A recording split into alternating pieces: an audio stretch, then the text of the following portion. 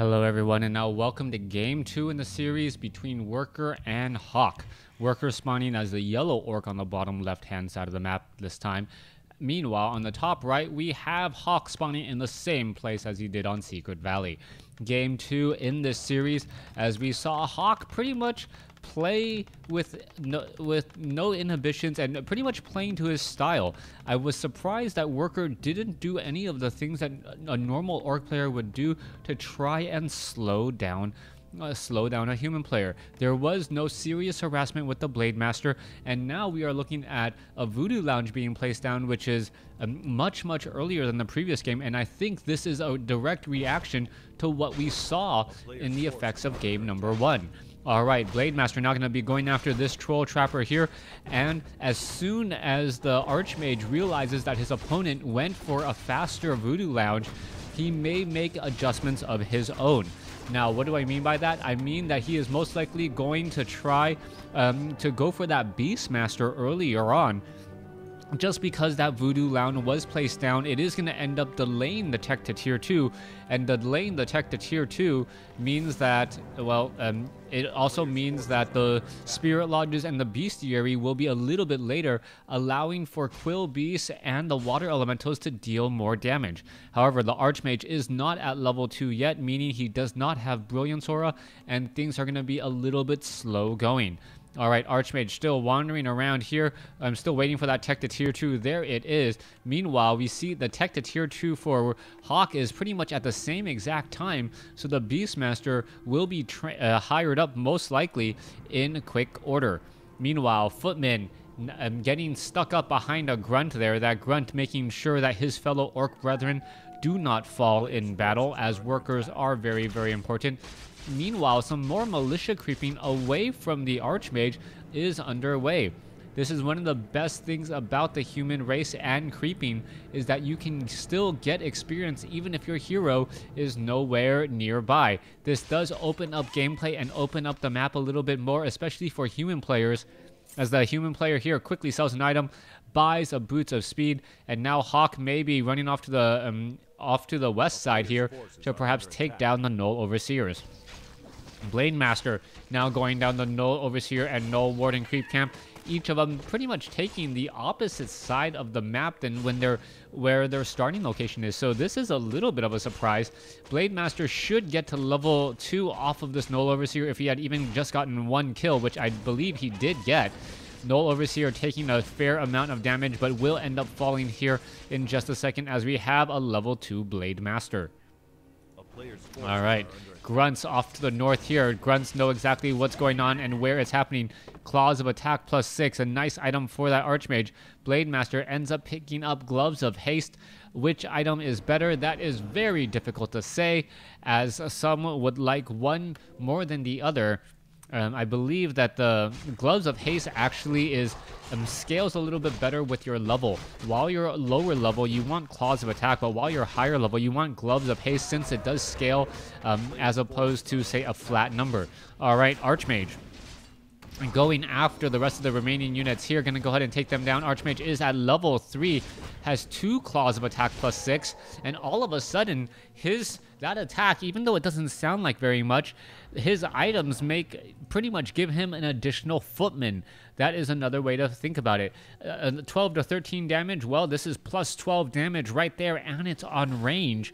So that's an extra 2 supply in just a basic attack, which is always what you're looking for. All right, let's take a look. Footman, and now trying to charge into this location. It looks like it's going to be a repeat of what happened last time, as the Water Elementals may try to venture forward. What's going on? The Water Elementals should have just gone back down over here. There's the Beastmaster, as I mentioned earlier, as Quill Beast being just dropped down. All right, a lot of damage to be had. It looks like the Shadow Hunter was already started, though, as the Beastmaster, the Blade Master, unable to get a kill off onto that Footman by himself, ended up using an Orc Burrow to do so, as now the Blade Master is now level 3. Another Orc Burrow is gone, 33 over 20 supply. Shadow Hunter is still being trained up, though, and that is exactly what you're looking for at this stage. Quill Beast getting taken down. Grunts going after some more units. This footman perhaps should be backing off. Not quite sure why it is still sticking around, as there goes another grunt there. All right, there is a quick hex. Footman in a little bit of trouble. There goes a footman. This footman may get taken down as well. The Beastmaster and Archmage trying to battle it out. This one lone footman, which is probably not going to make it if for all purposes. That guy is in a very, very bad spot. Oh, and Worker lets the footman go. All right, a little bit of not paying attention right there. Could have gotten a free unit, some extra experience, and that's exactly what you need. Worker in a lot of trouble as he's rebuilding up a war mill, 2 orc burrows just to start training units, and also getting up that Spirit Lodge. Meanwhile, at the 12 o'clock location, Sorceress getting ready. Beastmaster and Archmage may just be waiting to get more and more mana onto them before they venture out again. That is what I'm assuming is going to be happening. Archmage could drop another water elemental. Yes, there you go. There's the Quill Beast. And clearing out this creep camp while they have the opportunity. Beastmaster may get to level 2 as the casters are now here, ready to lend some aid. Archmage clearing up the Ice Troll Trappers. Beastmaster gonna go ahead and clear out the rest of these units here. Troll Trapper taking a bit of damage as the Beastmaster now at level 2. Blademaster is nearby and was quickly spotted by the Hawk that the Beastmaster just happened to throw down. All right, Lee can take a look. There is a quick hex onto that priest. That priest taking a lot of damage. Looks like it will get taken down. Meanwhile, the Blademaster is slowed. The Shadow Hunter now using a speed scroll in order to get out. The Blademaster trying to chase after the units, and this is just not going to be a good spot for him. The Blademaster running back and forth. It looks like he is revealed, and he is going to be able to make it back outside of the vision of that Hawk. No dust of appearance, just a Hawk to keep track of that Blademaster. Supply 32/40 compared to 38/54. Peasants now going back to work again, as the Shadow Hunter now bringing up the rear. What's going to be happening here? Shadow Hunter really needs to get to level 3, level 2 healing wave to give much more longevity to that Blademaster, who is a rather fragile hero if you don't have the armor and the hit points. Meanwhile, back off to the north, Hawk now coming in with a rather small crew, but those summons are going to really be tipping everything in his favor until we get Disenchant, perhaps on a couple of Spirit Walkers. No Spirit Walkers that I could see yet. Only a Raider or two. No Spirit Walkers mean that, oh, there one is. But that Spirit Walker ventured out at just the wrong time and is now having a very bad day. That Spirit Walker most likely just going to end up getting surrounded and taken down by a whole bunch of priests and sorceress. Are we going to see the final blow? Yes, we are. That Spirit Walker now taken out, as we are going to be playing a little bit defensively here by Worker. Worker is in trouble.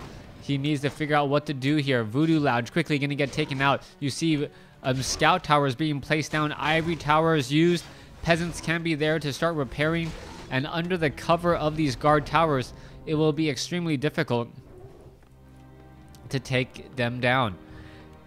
Spirit Walkers are unarmored units. Grunts are heavy armored units. Kodo Beasts are unarmored. Unarmored units take bonus damage, so they can afford to just sit here on the outskirts and slowly encroach in on Worker's territory.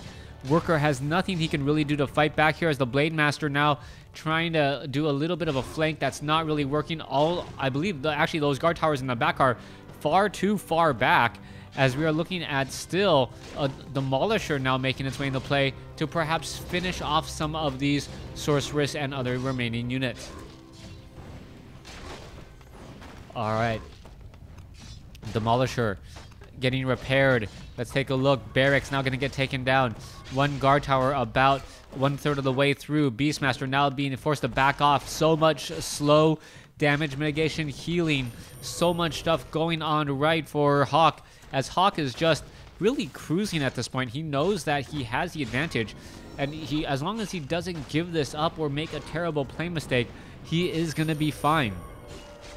Beastmaster now finishing up a handful of more units. The Demolisher is doing a good job demolishing all of those casters, but is it going to matter once the guard towers are up? And yeah, now one guard tower is up, making it extremely difficult to get anywhere near it, as once you're near it, you obviously are going to get focused down by that guard tower if you're the only unit.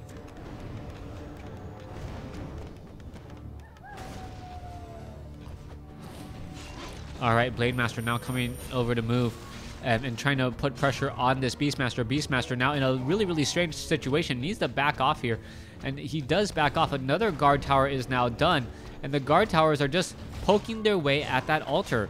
Blade Master still trying to push forth. And with so many Spirit Walkers, you would normally think that there is enough disenchant. That is just not the case. Disenchant does cost a fair amount of mana and thereby causes a little bit of problems. Thanks for watching. Thanks for listening. Hope you guys enjoyed it.